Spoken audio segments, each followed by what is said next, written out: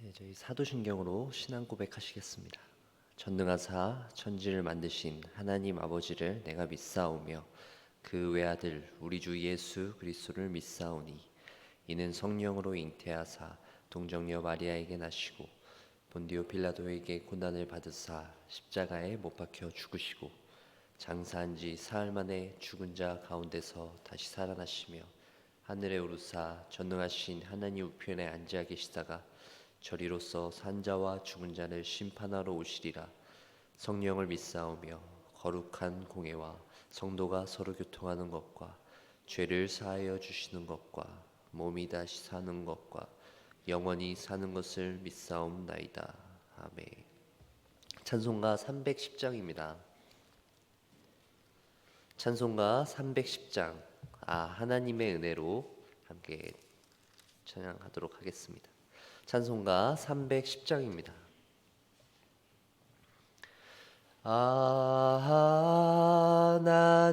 하나님의 은혜로 있을 데 없는 자 왜 구속하여 주는지 난 알 수 없도다.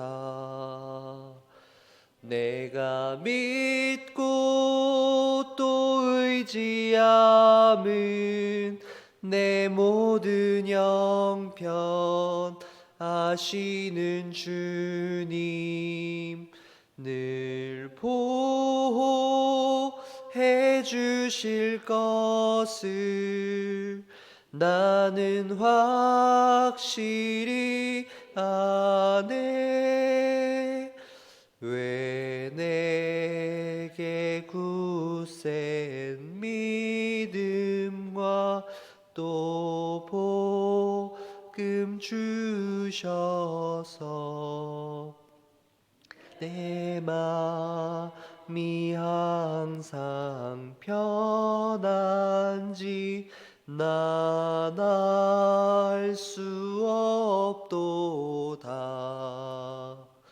내가 믿고 또 의지함은 내 모든 형편 아시는 주님 늘 보호해 주실 것을 나는 확실히 아네. 왜 내게 성령 주셔서 내 마음 감동해 주 예수 믿게 하는지 난 알 수 없도다. 내가 믿고 또 의지하는 내 모든 형편 아시는 주님 늘 보호해 주실 것을 나는 확실히 아네. 주 언제 강림하실지 혹 밤에 혹 낮에 또 주님 만날 그곳도 난 알 수 없도다. 내가 믿고 또 의지함은 내 모든 형편 아시는 주님 늘 보호해 주실 것을 나는 확실히 아네. 우리 오늘 함께 살펴볼 하나님의 말씀은 신약성경 누가복음 17장 11절에서 19절까지 있는 말씀입니다. 신약성경 누가복음 17장 11절부터 19절에 있는 말씀입니다. 제가 가진 성경책으로는 신약성경 124쪽에 있는 누가복음 17장 11절에서 19절에 있는 말씀 제가 봉독해 드리도록 하겠습니다.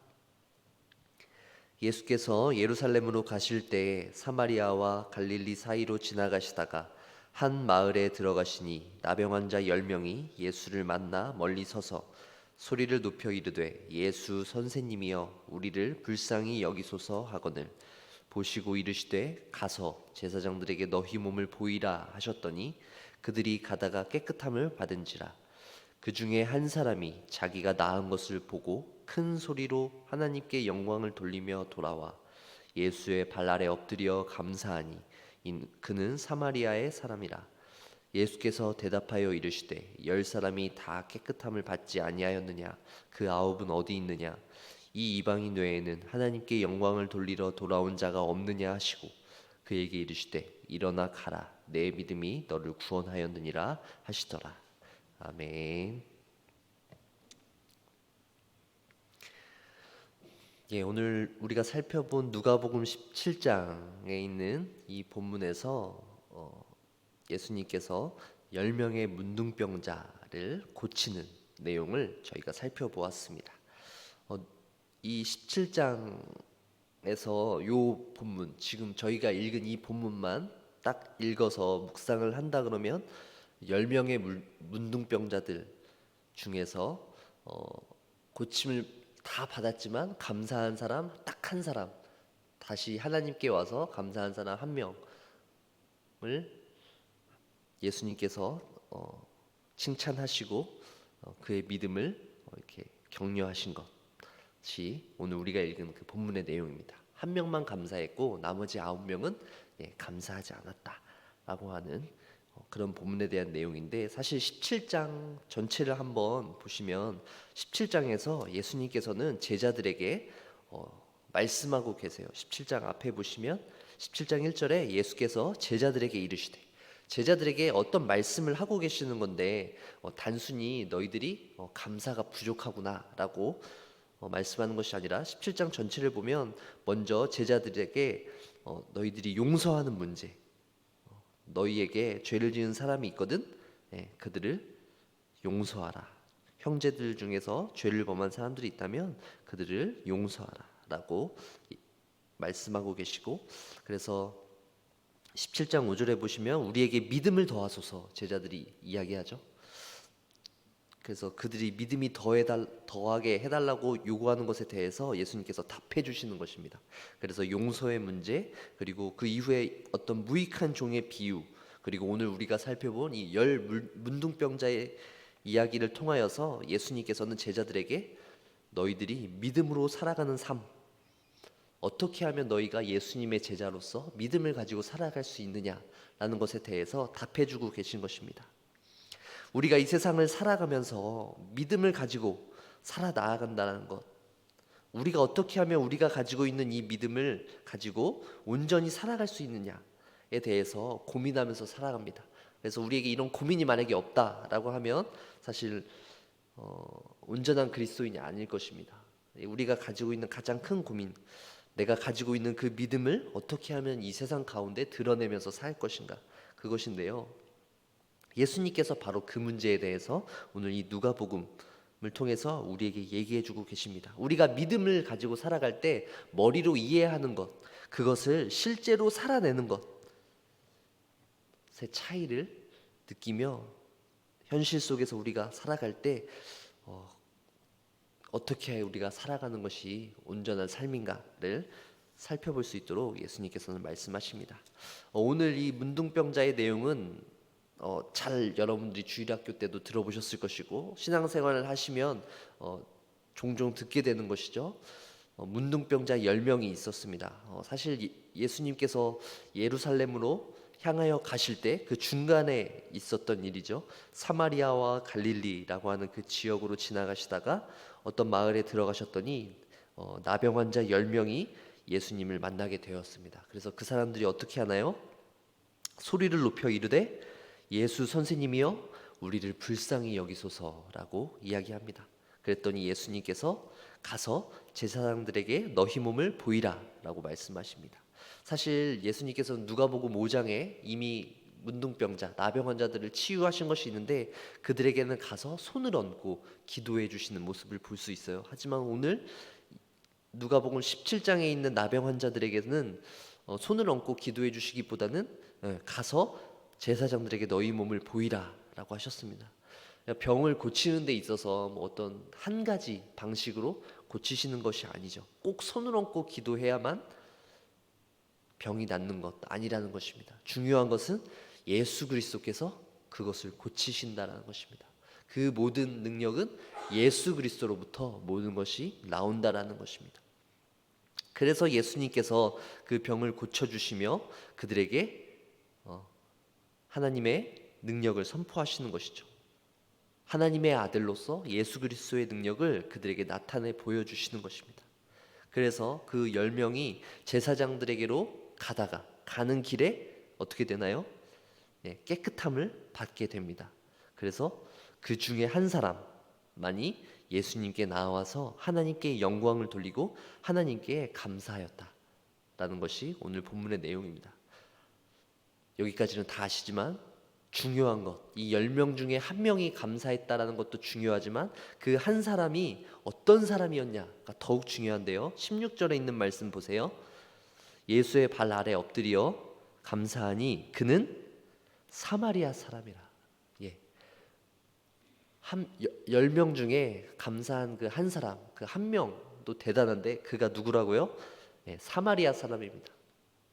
이 사마리아 사람들은 그 당시 유대인들에게 있어서 엄청 경멸받던 아주 죄인들 중에 죄인이었던 사마리아 사람들이죠. 그러니까 유대인으로 속하지도 않는 이방인과 같은 사람이 바로 사마리아인이었습니다. 근데 그 사마리아인이 하나님께 영광을 돌렸다는 거예요. 사마리아인이 10명 중에서 1등을 차지한 겁니다. 사마리아인을 예수님께서는 가장 높여주신 것이죠. 이 말씀을 듣는 유대인들, 예수님의 제자들은 어땠을까요? 마음이 불편했습니다. 사마리아인을 높여준다니 도저히 이해할 수가 없었던 것이죠. 사실 누가복음을 읽다 보면 계속해서 이 누가는 예수님께서 유대인들보다는 이방인들을 계속 강조하시는 가르침을 하는 것을 볼 수 있습니다. 유대인들에게 있었던 그 특권들이 조금씩 이방인들에게도 옮겨져가는 모습이 이 누가복음에서는 계속해서 기록되어져 있는 것이죠. 이제 유대인들만 가지고 있던 그런 특권들, 하나님 나라에 들어갈 수 있는 그런 자격이 유대인들에게만 있었다라고 여겨졌을 때 이제 그것이 유대인들에게만이 아니라 누구요? 이방인들에게도 조금씩 옮겨져 가고 있다라는 것입니다. 이제 더 이상 하나님의 나라는 유대인들의 것만이 아니라 이방인들에게도 열려 있다라는 것이 본격적으로 알려지고 있는 것입니다. 이 비유는 우리에게 다시 한번 말하고 있습니다. 문둥병자, 나병 환자로 여겨지던 그 사람들, 죄인이라고 여겨지던 그 사람들을 예수님께서 구원해 주신다는 것이죠. 그리고 그 구원해 주신 그 은혜에 대해서 감사하고 그 구원의 은혜에 대해서 감격함으로 나오는 사람이 굉장히 적다. 10명 중에 단 한 명이었다라고 이야기하는 것입니다. 18절에도 기록되어져 있죠. 이 이방인 외에는 하나님께 영광을 돌리러 돌아온 자가 없느냐 하시고, 이방인 외에는 이라고 얘기하십니다. 유대인은 다 어디 가고 이제 이 이방인만 나왔느냐라고 하는 것처럼 들립니다. 사랑하는 성도 여러분, 이렇게 병에서 고침을 받은 사람들 중에 단 한 명만 나왔다라고 하는 오늘 이 본문을 통해서 우리는 무엇을 깨달을 수 있을까요? 야, 참 하나님 앞에 감사하지 못하고 어떻게 그 사람들 그럴 수 있어 라고 할 수 있지만 우리도 역시 마찬가지로 동일하게 하나님 앞에 감사하며 살아가지 못한다라는 것이죠. 하나님께서 우리에게 베풀어 주신 그 구원의 은혜가 매일매일 있어서 정말 하나님 앞에 감사함으로 살아나가야 하는데, 그 감사함이 어느덧 너무나 익숙해져 버릴 때가 너무나 많이 있다라는 것입니다. 하나님께서 나를 그 죄에서 구원해 주신 그 은혜, 그 감격, 우리 모두가 다 가지고 계시잖아요. 그것이 있기 때문에 우리가 신앙생활을 할 수 있는 것이고, 근데 그때의 감격이 매일매일 동일하게 있을 수 없다라는 것이죠. 그래서 슬프고 가슴 아픈 현실입니다. 하지만 그럴 때마다 하나님께서는 우리에게 위로하십니다. 하나님께서 매일매일 이렇게 은혜의 말씀들을 주시고, 우리가 찬양하고 기도할 수 있는 이 기회를 통해서 우리가 하나님 앞에 나아올 수 있도록 해주신다는 것입니다. 제자들 역시도 고민하고 있었어요. 주님, 우리의 믿음을 더하여 주시옵소서. 하나님, 그때와 같은 믿음을 내게 좀 더하여 주시옵소서 라고 얘기했을 때, 예수님께서는 따로 어떤 특별한 방법을 이야기해 주시는 것이 아니라 우리 주위에 있는 연약한 자들을 돌보라는 것입니다. 형제들을 용서하고, 혹시나 내가 부주의함으로 우리 주위에 있는 연약한 지체들을 실족하지 않도록 우리 주위에 있는 연약한 자들을 잘 돌보라는 것이죠. 그리고 무엇보다도 겨자씨에 만한 그 믿음, 우리에게 작은 믿음이 있다고 하더라도 그 믿음이 우리의 믿음이 아니라 예수 그리스도께서 우리에게 그 믿음을 더하게 할 것이라는 것. 오늘 그 한 명 사마리아인의 그 믿음을 예수님께서 뭐라고 하시는지 보세요. 19절에 그에게 이르시되 일어나 가라, 내 믿음이 너를 구원하였느니라 하시더라. 그에게 있는 그 믿음, 제자들에게 있었던 그 믿음과 사마리아인에게 있었던 그 믿음을 이야기하고 계십니다.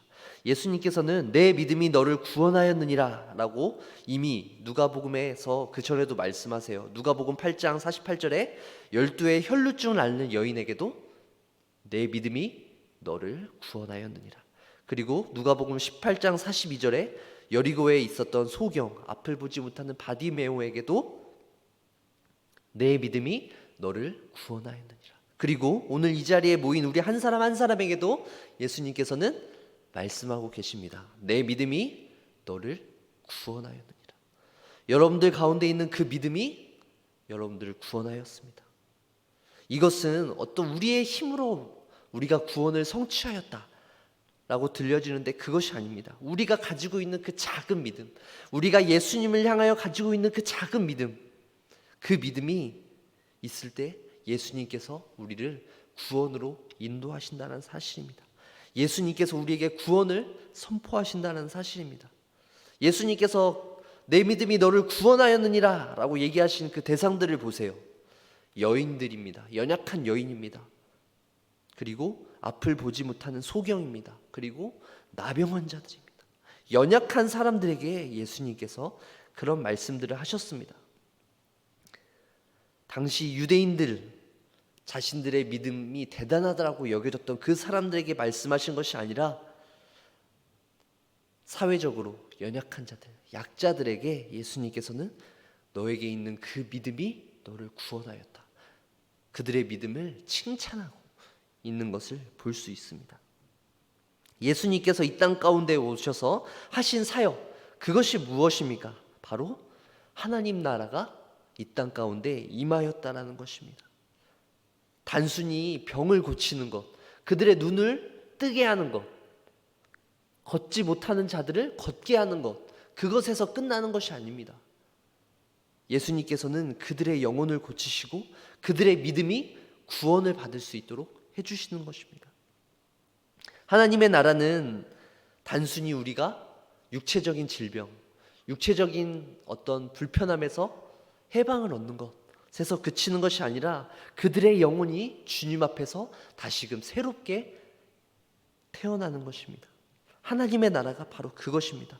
예수 그리스도께서 십자가에서 우리를 위해서 모든 죄를 용서해 주심으로 우리가 더 이상 죄인으로서 죽는 것이 아니라 새로운 생명을 받게 되었다는 것입니다.